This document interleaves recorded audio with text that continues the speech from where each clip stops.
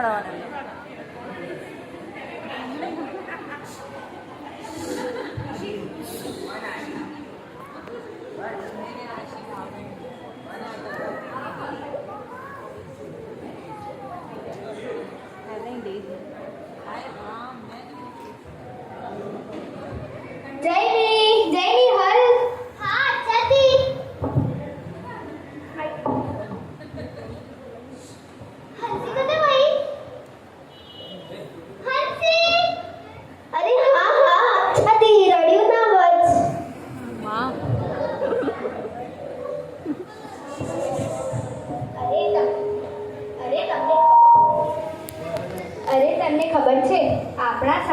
રજાનો મહોત્સવ ઉજવાઈ રહ્યો છે.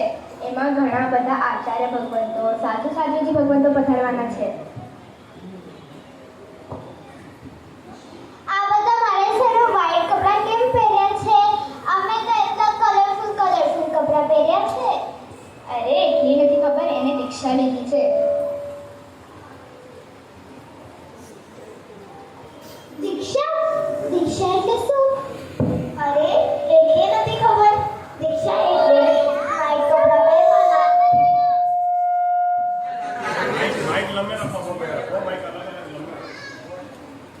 અરે એટલે નથી ખબર. દીક્ષા એટલે વ્હાઈટ કપડાં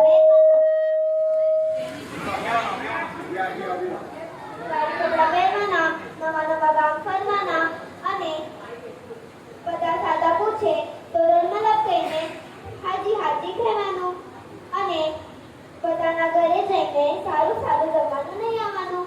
ઉપાસનામાં બેસીને આરામ કરવાનું. આરામ.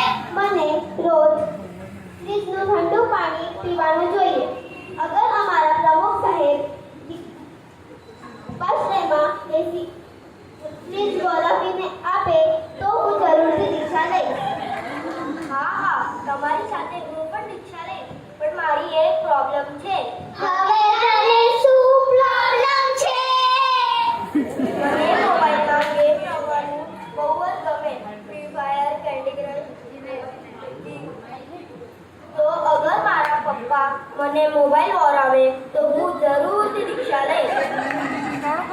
હા હું પણ દીક્ષા લઈશ. મને એક પ્રોબ્લેમ છે.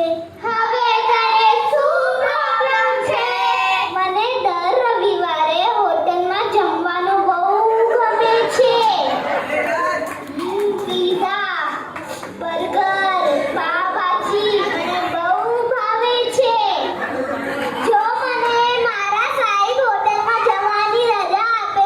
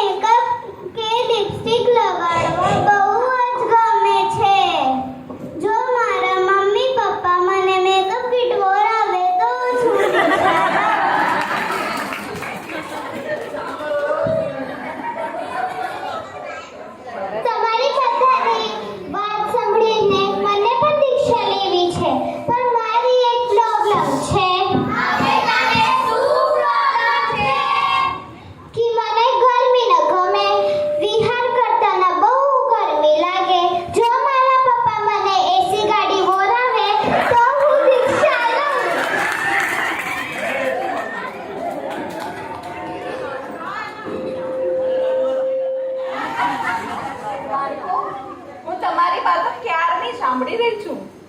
એક મિનિટ હા, હું હમણાં પૂછી લઈશ. પાઠશાળાના બિન આવે છે. જુઓ, તમે દીક્ષાના ભાવ રાખો છો ને એ તો બહુ સારી વાત છે, પણ તમે જેવી દીક્ષા કહો છો ને એ દીક્ષા સાચી દીક્ષા નથી. દીક્ષામાં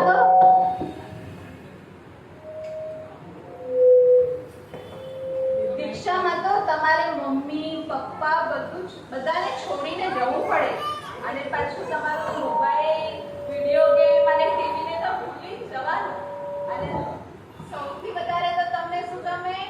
પિઝા, પાસ્તા, બર્ગર, એને તો એકદમ ભૂલી જવાનું. ગોચરીમાં તો જે શાક મળશે ને એ જ ખાવું પડશે, પછી ભલે તમને નહીં ભાવતું હોય. બોલો, ચાલશે? ચાલશે? Very good. તો પછી બીજું તો છે ને મેકઅપ ને એવું બધું તો કાંઈ ન હોય. હા, અને તમારા કલરફુલ કપડાં કોને ગમે છે? બધાને ગમે છે ને? પણ દીક્ષા લઈએ એટલે તો વ્હાઈટ કપડાં જ પહેરવા પડે. અને હા, અહીંયાથી એક જગ્યાથી બીજી જગ્યાએ જવું હોય ને તો પછી તમે લોકો શું કરો? સ્કૂટીથી જાઓ, રિક્ષામાં જાઓ, નહીં તો પછી ટ્રેનમાં જાઓ.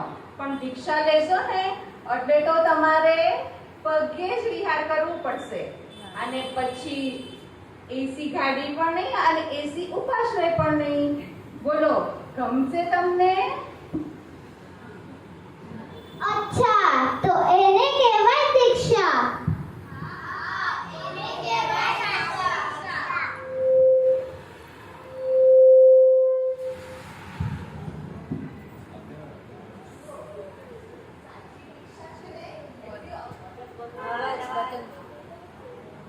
સાચી દીક્ષા છે ને એટલી અઘરી પણ નથી. પૂછી જુઓ મારા સાહેબને. ખાલી જૈન ધર્મના પાયાના સિદ્ધાંત સમજી લો ને પછી તમને પોતાને જ સાચી દીક્ષા ગમશે.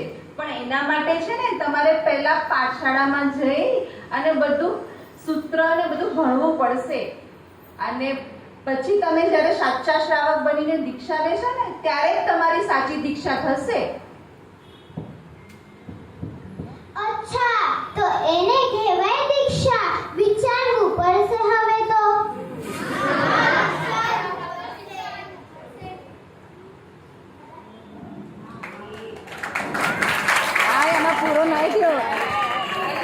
ધ્યાન આવ્યું?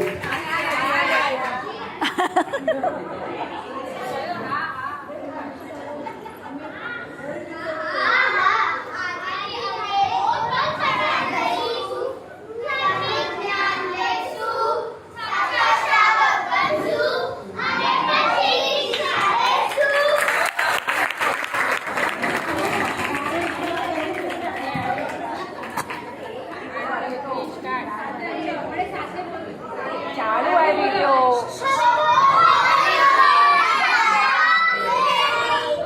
ના સમજાણ પાછો બોલો.